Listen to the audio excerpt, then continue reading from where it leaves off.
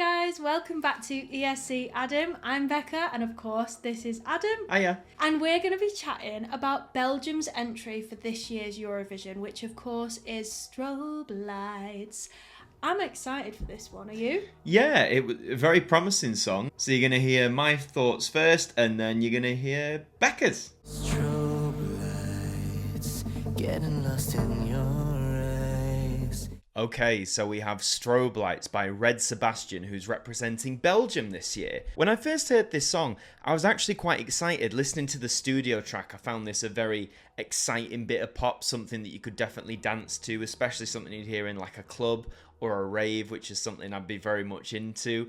Then when I saw it performed at the Belgium national final earlier this year, I still enjoyed it, but there were certain elements of it that didn't feel, I don't want to say quite right, but just didn't click the same way the studio version did. RED SEBASTIAN has set themselves obviously a very tough task of a song with some very high notes. I'm sure you know the ones I'm talking about.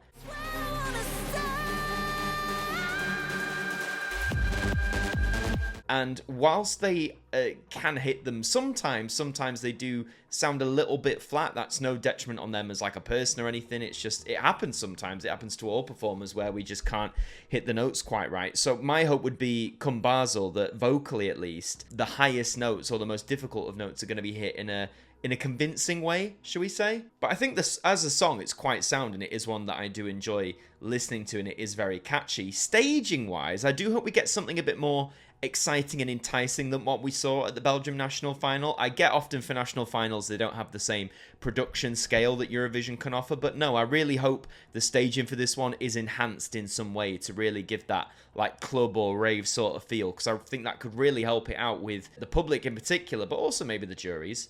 Yeah, I don't have that much more to say on it. I guess, again, the main thing for me with this song, like a lot of songs at Eurovision over the years, is just vocally. Any studio track is going to sound great because of all the technology you have to make it sound perfect. But if you can't deliver it live, then it doesn't have quite the same impact, you know?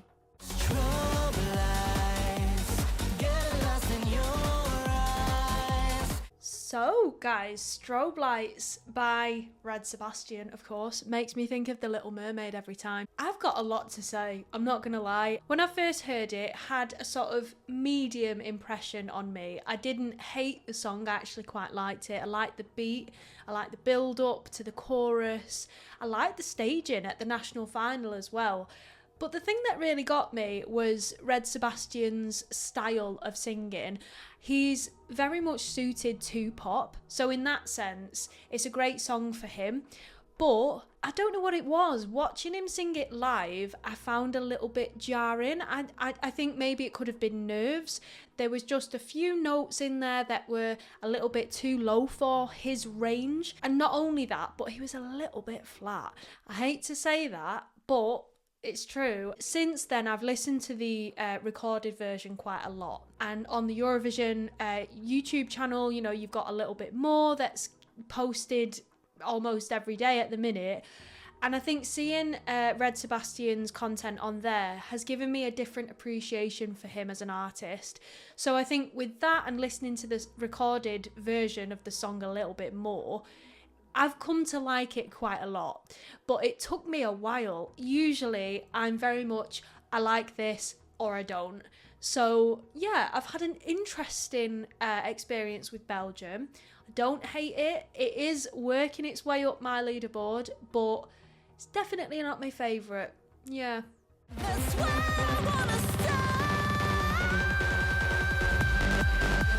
So there we have it. Those were our thoughts on Strobe Lights for Belgium this year. Yeah, it's a very interesting one, I'm not going to lie, but we really hope that you enjoyed it. Leave a like if you did, comment your thoughts down below, and of course, subscribe to the channel for more Eurovision related content. I'm sure there's going to be a lot of it. There's going to be a lot before the season's over, we'll tell you that much. So until the next one, we'll see you next time. Bye!